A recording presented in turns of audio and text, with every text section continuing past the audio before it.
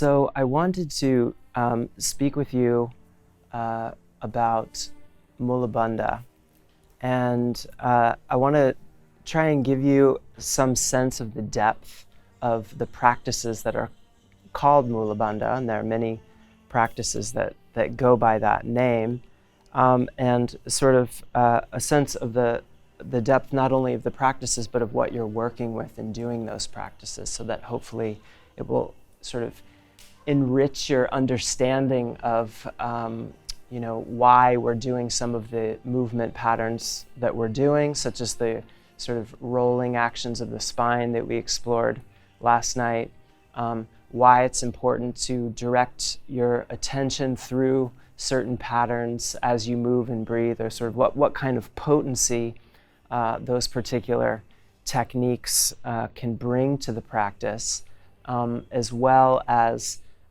the techniques that might more readily come to mind when you think of Mula Bandha, having to do with the toning of the pelvic floor and the lifting of the lowest part of the belly. Okay?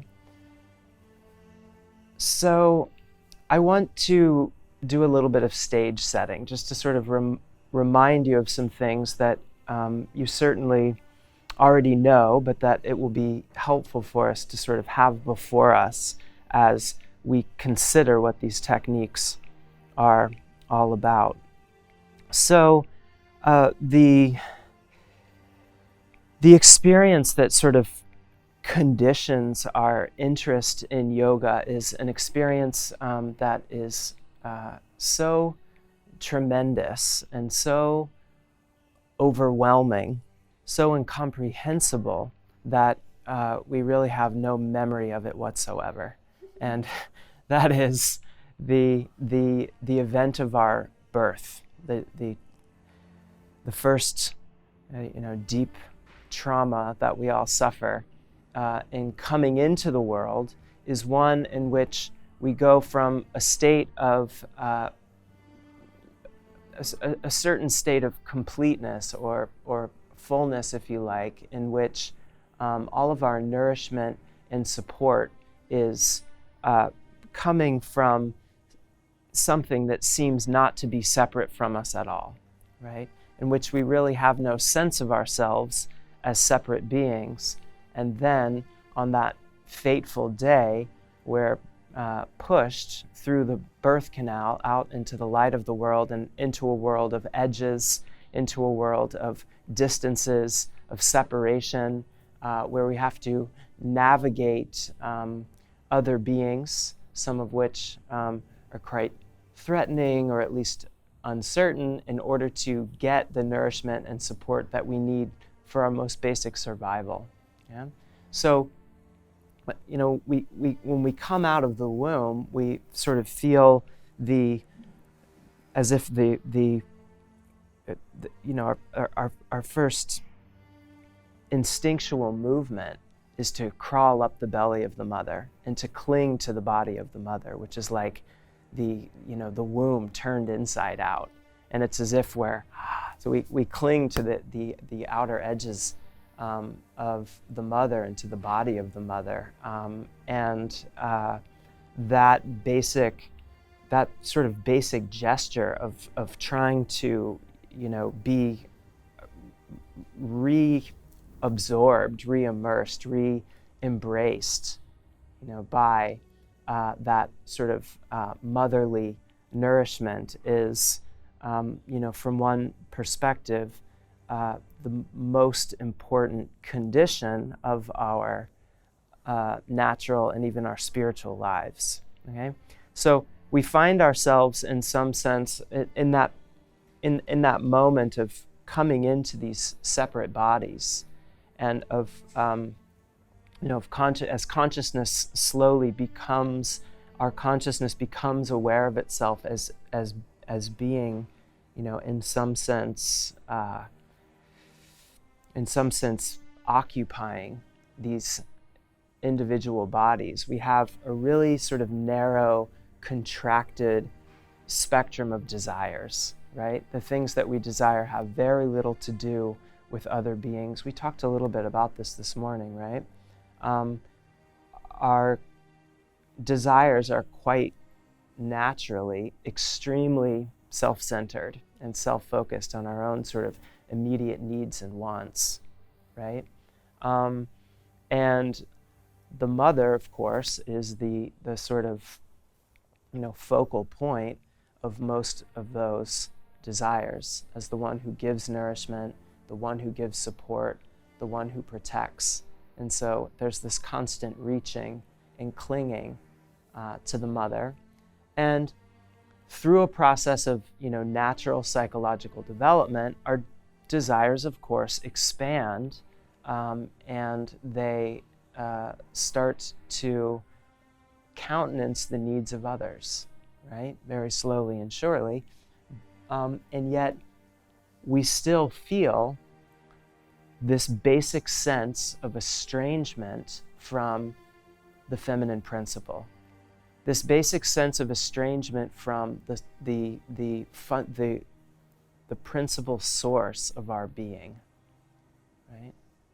And it's precisely that sense of estrangement and that longing for intimacy with the creative force of manifestation that draws us not only into romantic relationships with other human beings, in which there's this fundamental attempt to sort of know, to get closer, to become absorbed in something that we recognize in others, right? But also,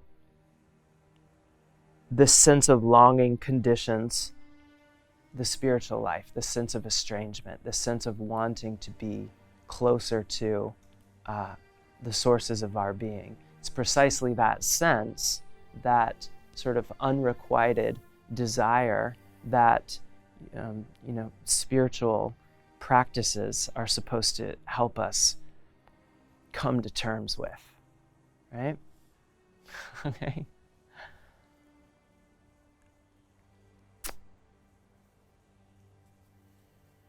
So, we talked a little bit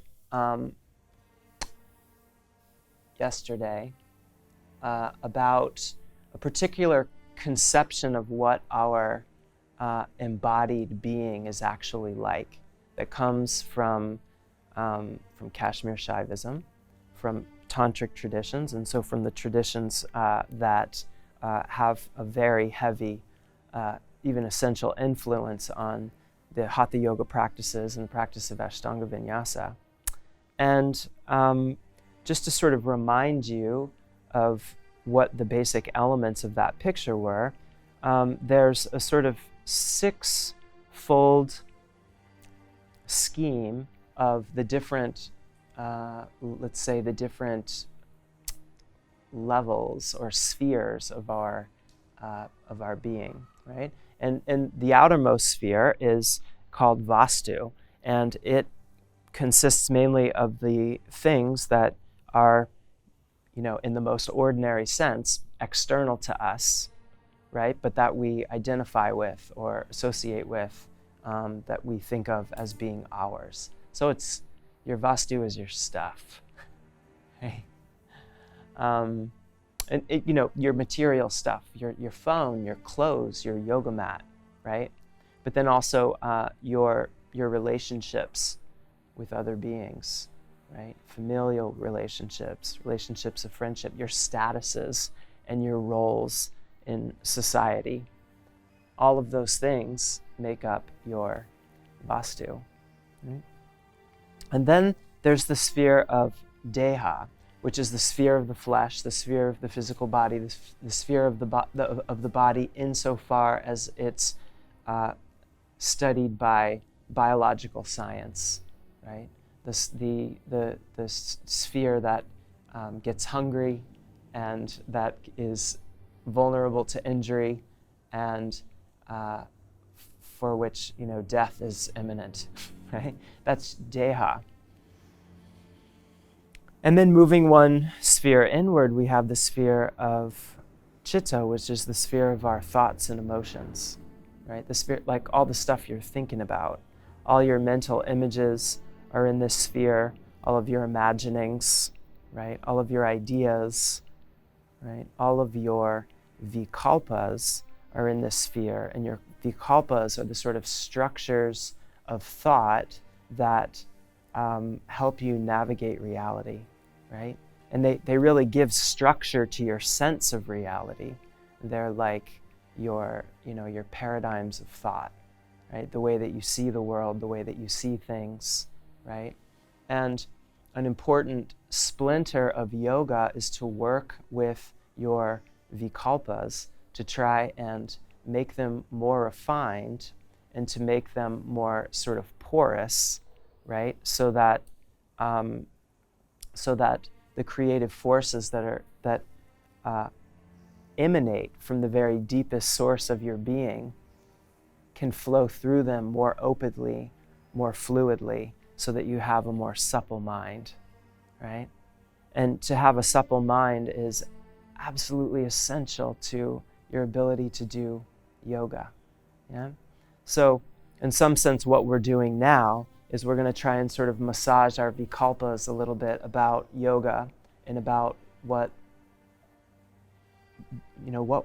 it is that we're actually trying to do as we practice yoga in such a way that will bring a new depth of understanding to the kinds of techniques that I introduced to you yesterday and that I'll continue to introduce to you for the next few weeks. Okay. Now, there are 3 more spheres. Moving in to one level more subtle is the sphere of prana. And so this is the sphere of the subtle breath, and this is a sphere that is within the scope of your sort of can be within the scope of your subjective awareness, and yet it's more subtle than what you ordinarily think of as sensation. Okay? So this is like prana, or creative force, just before it crystallizes into the sensations that give you your proprioceptive awareness, your visceral awareness of yourself in your body, right? And just before it, and also even before it crystallizes into your thoughts and emotions. And you can access this sphere with your attention, fairly easily through the kinds of yoga practices that we've been exploring. And as I mentioned yesterday, the iconography of yoga is meant to evoke formations within that sphere, formations of prana that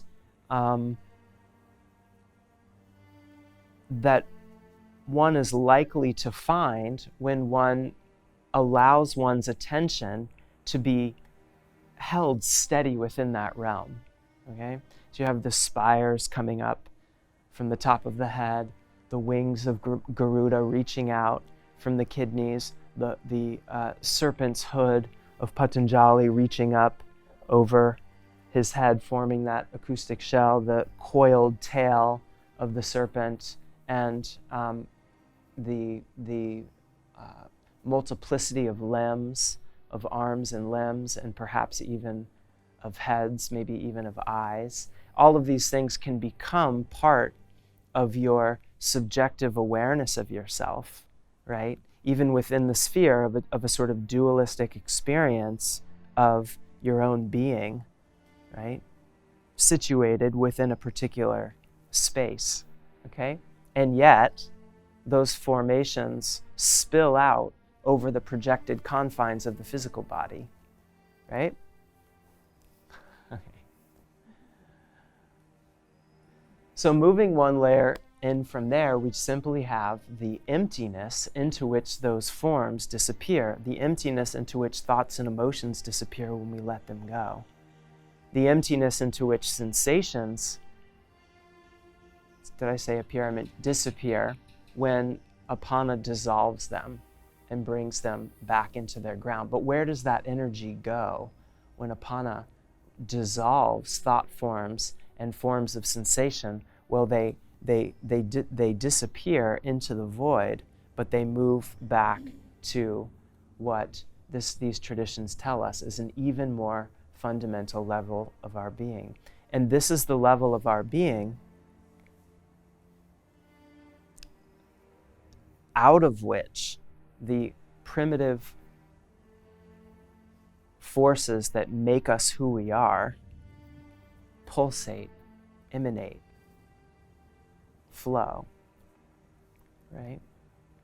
So what this conception is telling us is that, in fact, the primitive sources of our being are within us at the very deepest, innermost level of our consciousness.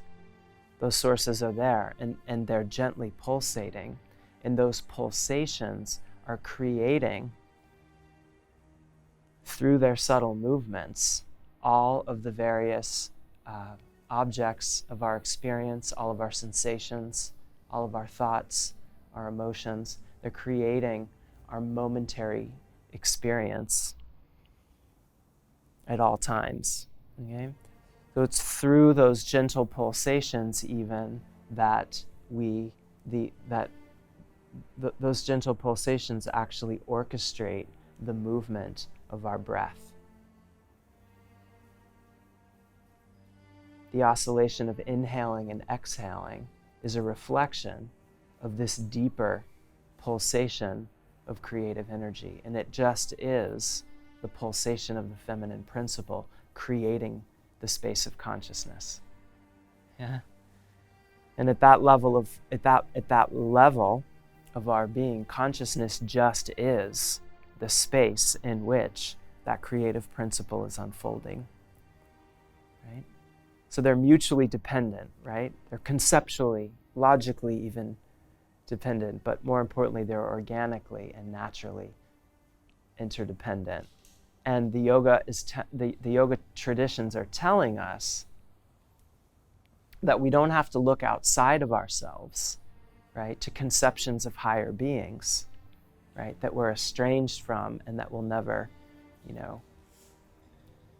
actually have intimacy with, unless, of course, we pay the appropriate authorities and situate ourselves appropriately within the appropriate schemes of religious organization and so forth, right? Because, of course, that's a common story, right? But they're telling us that instead of even making pilgrimages to far-off places or hoping that in a different life, or maybe in the afterlife, we'll be transported to some otherworldly realm where we may or may not gain the favor of the source of our being. They're telling us, no, the source of your being is within inside you. And through an astonishing movement of attention, you can touch that source and have intimacy with it. Right? You can even absorb your attention within it. And that's called samavesha, the absorption of your attention within, right, the most primitive, most sublime form of the creative energy that makes you what you are. Yeah? Cool. So the tradition is also telling us that the practice is not simply to move all the way in to the primitive sources of our being, but to follow the pulsations of that principle back up and to feel them, moving across the void, pushing through the stencils of our memories, right? Crystallizing into subtle forms of sensation, congealing into thoughts and emotions, and finally condensing into the physical body itself and all of the objects of our experience. right? That's the very high ideal of this kind of yoga practice. So it's not just to have a particular kind of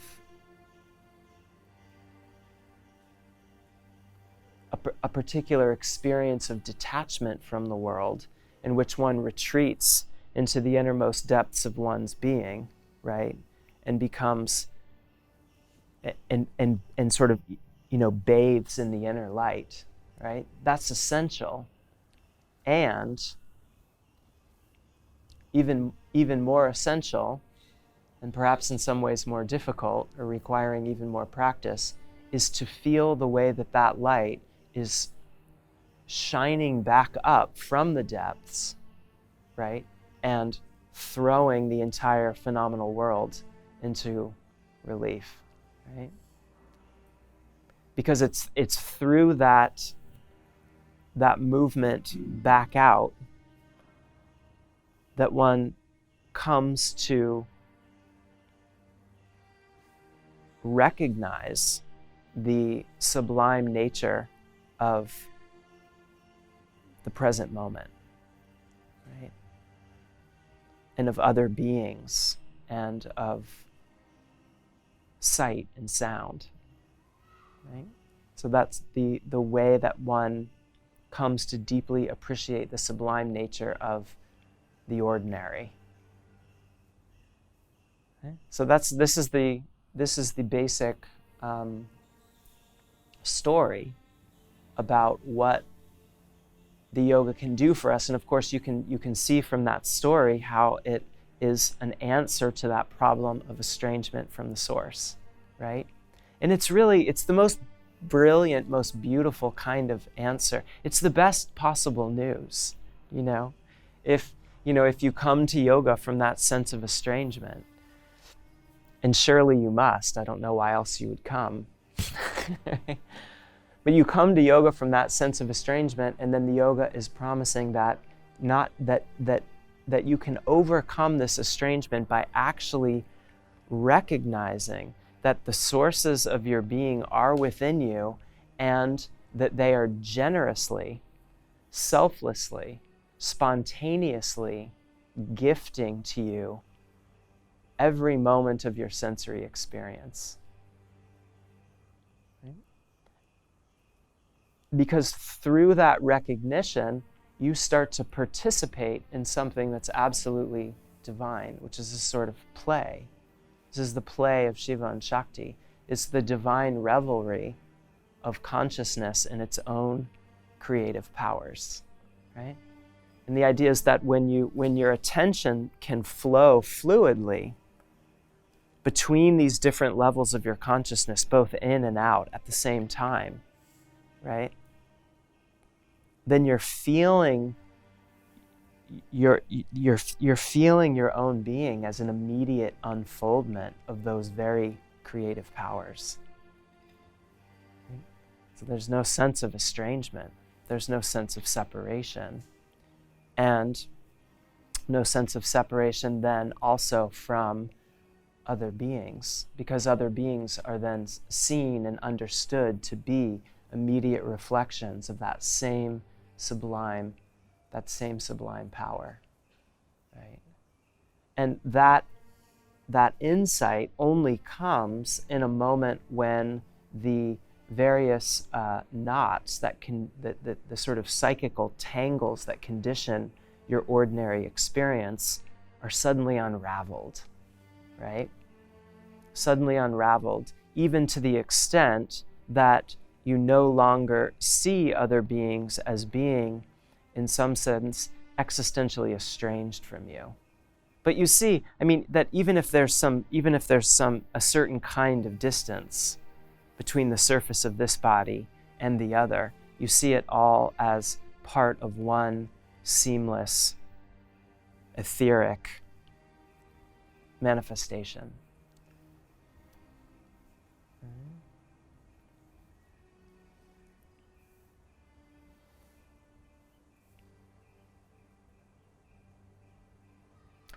So the practices of Hatha Yoga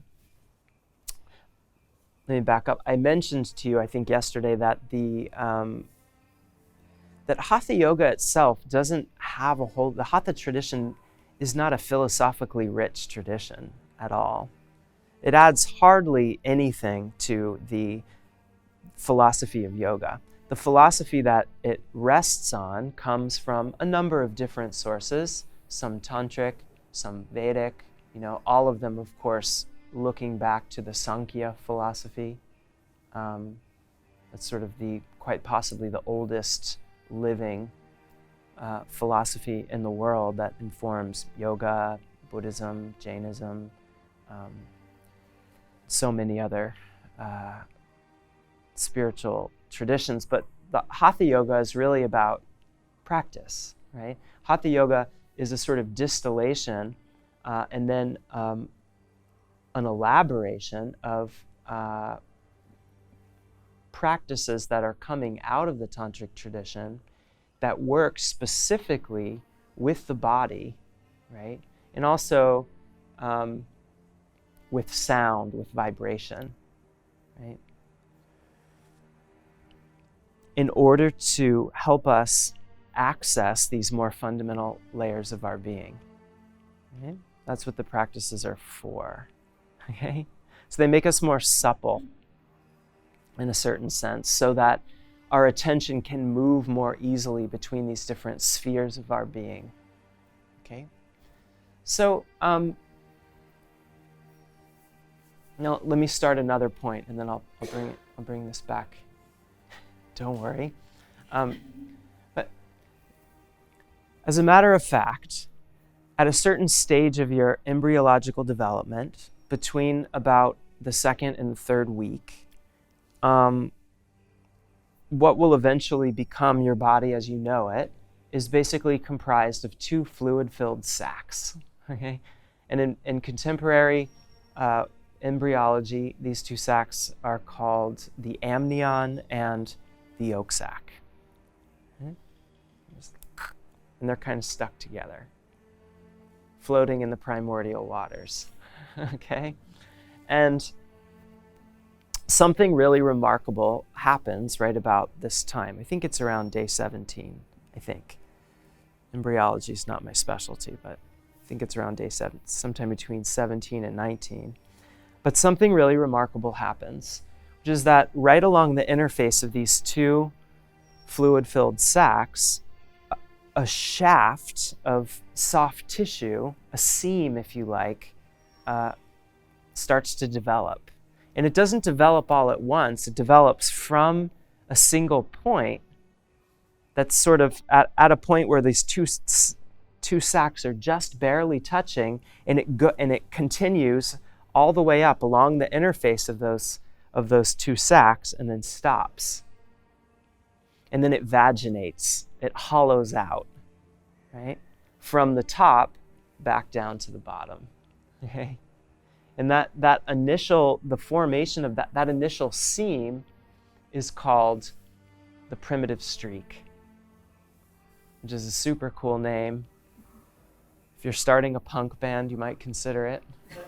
Okay, and then that shaft is called it's called the notochord, and all mammals have notochords. And the notochord, and then out of that axis that's formed by the notochord, all of your viscera and your nervous system, right? And of course the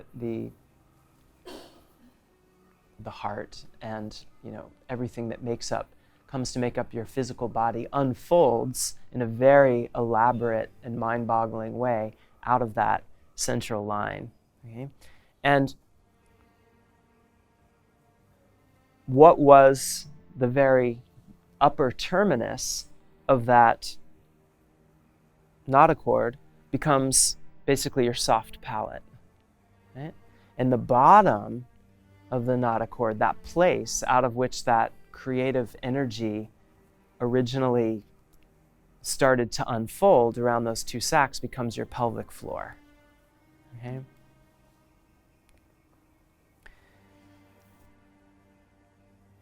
And so in some sense, it's quite natural, having learned, having gotten that sort of snapshot of your earliest embryological development, of your prenatal development, to think of that central line, that which becomes the central axis of the body, as being the axis out of which the physical body continues to unfold throughout the entire course of your natural life. Doesn't it? Because, of course, the body's continuously reorganizing itself around this central point.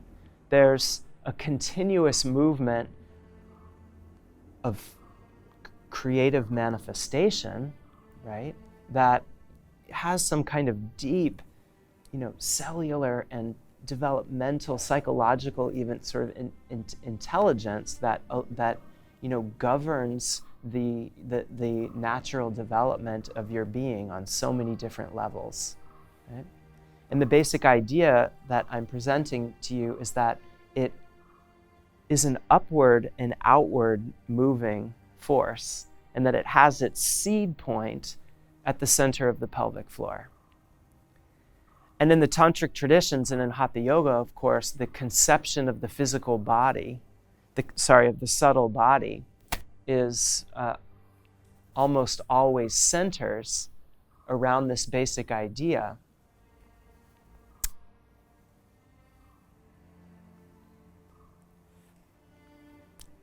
that the primitive source of your being, the creative energy that makes you what you are and that sustains all of your vital processes, somehow lives just above your pelvic floor, right? It's often depicted as a sleeping serpent for reasons that we touched upon yesterday, right? And it's just sleeping there at the center of the pelvic floor. And through the practices of Hatha Yoga, it's said that we can wake the serpent up, right? And feel her rising up, through the central channel of the body, which is said to have its upper terminus, at least in terms of the chakras, more or less at the soft palate. Okay? There's sometimes chakras counted higher up than the soft palate, but in the early tradition, like Sahasrara chakra, but in the earlier traditions, Sahasrara was not actually considered a chakra because it's a place that doesn't have, that is never said to have any psychical knots, any psychical tangles, right? In the process of Hatha Yoga, or the process of Kundalini rising from the pelvic floor up through the central channel of the body, is a process of creative energy undoing the psychical knots or tangles that constitute your conditioning. Okay? These tangles are called granthis. And there's three sort of, main granthis that you've probably heard of. There's Brahma granthi, which is like, deep in the center of the pelvis. There's Vishnu granthi in the heart. And then there's Shiva granthi or Rudra granthi in the center of the cranial vault. Right? But of course there are many other granthis there too, but those are sort of the main ones. And in some of the old tantric traditions, they're recognized as being different kundalinis for each of those knots, because the kundalini just is the energy that pierces those knots. Right? In the oldest appearances and the oldest discussions of kundalini, that's what it is. Right? And often, if you go back, really old and do a little bit of speculation, this energy was often identified with just a particular vibration that could be written or expressed as a bija mantra, as a particular sound. Right? So it's sound, it's vibration that pierces those knots. What is it? It's spanda. It's that pulsation that comes from the very deepest level of your being, right? And so this idea of the subtle body in Hatha Yoga that has these different sort of centers of psychical energy from the base of the pelvis up toward the crown of the head and possibly even higher up. There are many different systems. In some systems there are 5 chakras, and some there are 7. 7 is the most common. And there's the sort of New Age depiction of the chakras, identifies each one with a different color of the rainbow, right? But that's quite a new development, and you don't find that in any of the classical tantra or early modern hatha texts. In some systems there are 12, right? But these are all just different sort of different tangles of psychical energy that represent your conditioning. Now, of course, in the process of an ordinary life, many of those tangles start to come undone, right? It's not just in yoga that these tangles come undone, but in the course of ordinary human development, right? If that didn't happen, you would retain fully infantile desires, in which case you would be quite, developmentally disabled, right? Unfortunately, most of us are like that. Right? But the point is just that the process that's being described as Kundalini rising in Hatha Yoga is a process that, in some sense, is always already underway. It's the process of human life. It's the process of desire expanding, becoming more ennobled, more refined, right? Spiritualized, if you like, over the course of an ordinary human life. Now, the Hatha texts the Hatha tradition is telling us that if we use particular kinds of practices and get ourselves in the mood, so to speak, we can accelerate that process of development and also amplify it so that we attain, if you like, states of development that are far beyond the ordinary, states that are quite extraordinary, right? And how do we do that? Well, one very fundamental idea, right? And what I want you to notice is that it's the very idea that I described to you before about bringing attention down through the different levels of your consciousness and then drawing it back up, right? Same idea, but you bring your attention, right, to this continuously upward rising, effulgent, sublime, etheric movement of primitive, creative, feminine energy. Okay? You bring your consciousness to something that's happening already. And it's in doing that, in bringing your attention to something that's happening already, you hold space for that thing to happen. A space that is characterized by wonder and non-attachment. Right? And if you do that, the process starts to accelerate. Easier said than done, of course, but it's that simple, right? And this goes back to one of the very oldest ideas in any of the yogas, which comes at this idea in the Sankhya Karika, that Purusha, which represents the principle of consciousness, so to speak, is the witness, and Prakriti is the dancer. Okay? And Prakriti is nature. That's the feminine principle. Right? Purusha, later in the Tantra, Purusha sort of becomes the masculine principle. That's Shiva, right? Who represents, in the way that we were starting to understand the dynamic between Shiva and Shakti, Shiva is pure consciousness, right? Consciousness in the sense of consciousness that doesn't have any content, or if you like, consciousness that doesn't have a self-reference point. So consciousness that doesn't relate everything that comes into its field back to a particular idea or image of itself, but simply allows it to be, right? With a certain kind of detachment, but detachment that's not aloofness, right? Because Shiva's mad about Shakti, right? She's the only one for him, right? But of course, there are no others. Yeah, but still, in the context of the mythology, like, she's the only one for him, and he's mad about her.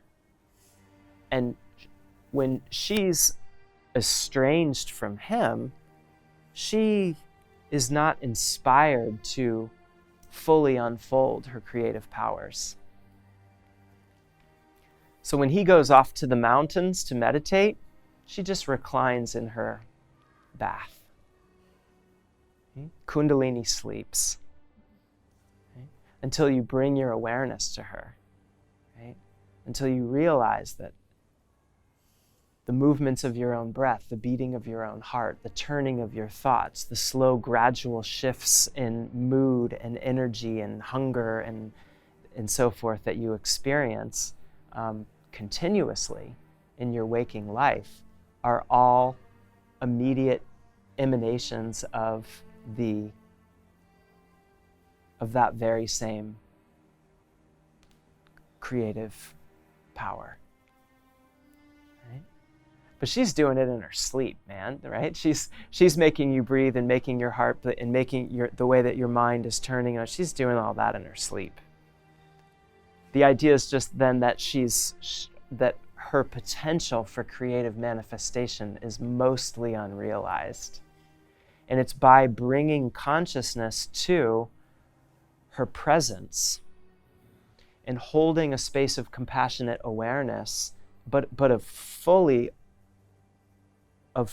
engaged and wonder-filled, awe-inspired awareness to her being, she will start to do her dance, her seductive dance, right?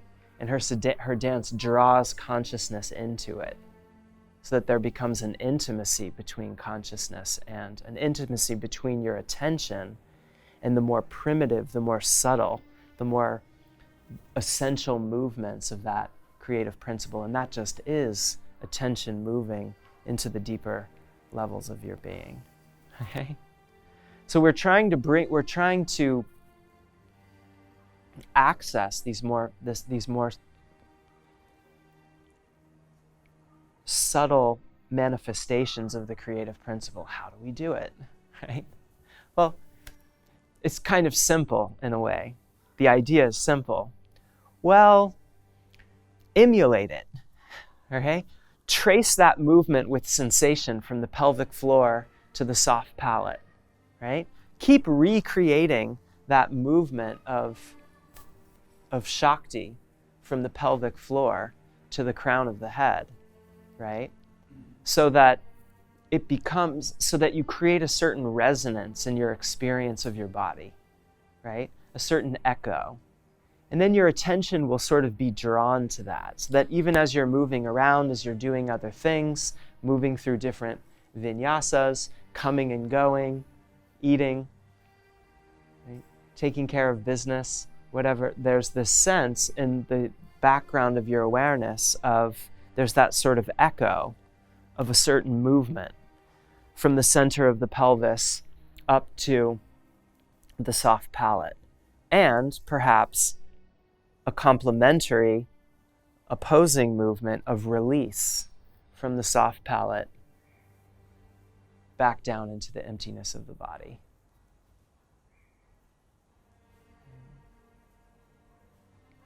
Why? What's the release?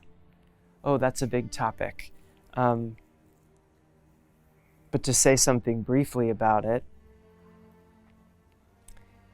in the depictions that you will encounter if you read Hatha texts like the Hatha Yoga Pradipika or the Shiva Samhita or more contemporary books about Hatha Yoga, you usually get these kind of unbelievable, you get these descriptions of the process of Hatha Yoga.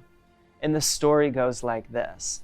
Kundalini's sleeping on the pelvic floor. If you wake her up, she stands up hissing like a snake beaten with a stick, it's said in the Hatha Yoga Pradipika. She rises up through the different psychical tangles in the central channel of the body, opening them up like lotus flowers, right? So that the psychical energy that is contained within them is then released, right? Remember earlier today we talked about the release of the erectic force of desire. It's the same thing. It's the exact same thing. So as those tangles are coming undone, it's liberating psychical energy, and that energy is then being reabsorbed into the subtle body, which then lights up, right? It becomes more enlivened. So your experience of the subtle body becomes more vivid, and the subtle body itself becomes sort of charged, right? And that experience of reabsorbing psychical energy is often described as a process of consuming, of eating, or assimilating. Like they use like metaphors of devouring and reassimilating that energy. When the Kundalini rises all the way to the center of the head, which is said to be the abode of Shiva, right? Where the Shiva Granthi is, so Kundalini unites with Shiva in the crown of the head, and then a cool, milky white nectar rains down, filling the senses with unspeakable bliss. It sounds, like sign me up, right? Yeah, I want to do it.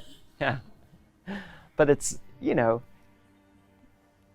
but how are you to take that, right? I mean, obviously you can't take it literally because, come on, right? But what is that? What is that milky white nectar? That's the Amrita. Amrita is the nectar. It's the soma, right? It's what all the gods and demons want. There's that part, right? The best and worst parts of yourself want that, right? Because that is intimacy. That is intimacy with the other, right? And that is the most basic urge. That's the urge of Shiva and Shakti that draws them toward one another. It's just the urge to experience, right? So the urge to be alive, the survival instinct is sort of like, one of the more basic forms of that same urge. And the spiritual life is a process of liberating that urge from the confines of more contracted, specific, self-centered desire. Okay? And so in many Hatha texts, there are practices for storing the Amrita in the cranial vault, for storing it up, right? And these practices all involve the raising of sexual fluid from the erogenous zones of the body up the central channel into the crown. Right? Well, many of them, they get quite literal. They talk about like raising retas, which is like seminal fluid, into the crown of the head and storing it there. So that in moments of, yogic, of exaltation, that nectar, it's in a rarefied state, right?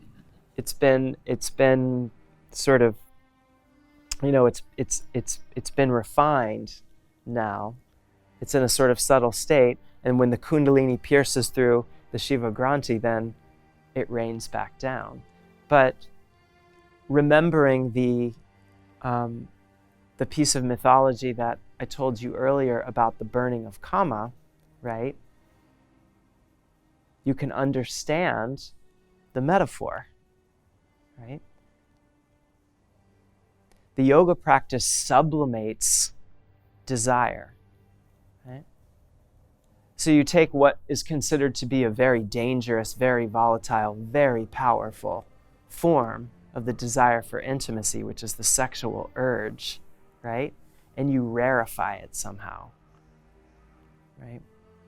You perform some kind of alchemical process on it through the practice of yoga, which is just to say that you liberate the erotic force from its object, right? And so then it becomes, of course, what is the essence of the erotic? It's eros, right? The Greek cousin of kama, right? It's love, right? So it becomes pure, selfless love when liberated from its object. And of course, the experience of being overwhelmed by love, right? And here, the experience is going with a particular kind of non-dual insight. So the structures that condition your experience that give your experience subject-object duality, that give it that kind of structure, are somehow dissolved in the process of Kundalini piercing through Shiva Granthi, right?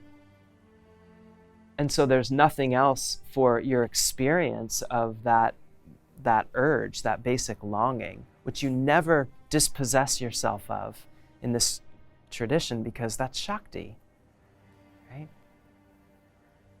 That longing, liberated from its object, is a pure, selfless love for all beings, right? And that's the flood of nectar.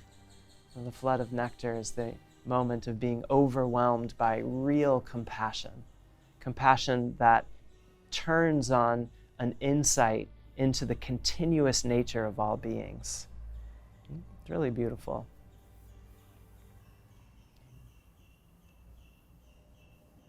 And this is said to happen spontaneously and not by any force of will. And of course, it couldn't be any other way, because the will can't control a process that is all about its dissolution, right? That perspective of divine, of sublime, selfless love for all beings is precisely a perspective that has been liberated from the selfish concerns of the ego. There's no more selfish agenda that's bound up in that erotic, or if you like, that movement of desire. No more agenda. No more grasping for any particular object.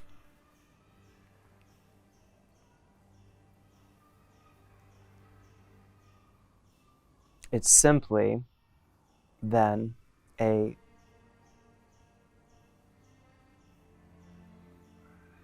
totally selfless revelry in the reality of beings.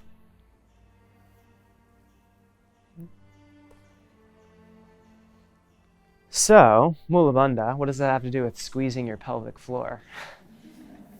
Well, the idea is that in these practices, you create this resonance, right, by tracing with your attention or with bija mantras, with certain sounds, right, that you draw up the central channel of the body. And we will work that into our pranayama practice in a few days. We'll work with practices like that, right? Or drawing the sensation of the breath up and down that middle line as a way of sort of recreating with sensation in your immediate awareness. And so in the sphere of deha, and in the sphere of chitta, and perhaps in the sphere of the prana, right? You're creating a sort of symbol, if you like, of this pattern. And that symbol pulls your attention into the center line of the body, right? it pulls it in so that perhaps your attention can start to merge with something that's happening spontaneously already. Okay? And then it said that if that happens, then you're dispossessed of your egocentric perspective, then the experience is one of the creative feminine force spontaneously arising and opening your mind and senses to the sublime nature of reality, right? And that's Mula Bandha. That's the process of Mula Bandha. That's what it is. So Mula Bandha is, most properly speaking, it's something that happens spontaneously, something that you experience as a pure spontaneity. But then there's a bunch of yoga practices that are designed to help invite that experience, even though they can't actually control the experience or make it happen. But they sort of invite that experience by retracing those basic movements of prana gathering at the pelvic floor, coming up through the central line of the body, right? And then the sort of releasing downward flowing of compassion. So that's what the practices do. So if you keep that in mind, you won't be so discouraged when people tell you, well, in order, Mula Bandha, you have to be able to, move independently the four corners of the pelvic floor, making circular motions and so forth as you. And this is, okay, not to knock it, that can provide, an extremely potent sort of, that can be an extremely potent update to your practice, so to speak. But Mula Bandha is something that you can do in so many different ways. So you do, first and foremost, in the most crudest sense, you can do Mula Bandha, you can recreate with sensation the pattern of Mula Bandha with intelligent movement of the body into and out of the different postures, right, through the vinyasa, and with intelligent musculoskeletal basic and tonic alignment in the body, right? That can go a really long way. That can be really powerful for encouraging these patterns. You can also recreate these patterns simply with your attention. Because Hatha Yoga has, as one of its sort of fundamental principles, that prana and chitta move together like two birds flying in formation. Wherever one goes, the other goes. Wherever you put your attention, the prana moves in that direction as well, right? So even if you're just, as we were earlier today, in doing the ujjayi breathing, moving your attention up and down the center line of the body, doing that, it's a Mula Bandha practice. You're recreating that basic energetic signature just with your attention, right? And then, right, if you have that foundation, you can add a little something else to it, which is a sort of, voluntary rhythmic pulsation of the pelvic floor and of the musculature that lines the front of the pelvis, to do Mula Uddiyana Bandha, to give yourself an even more vivid, more refined experience of Mula Bandha. Okay? And we are going to work with all three of those techniques in time.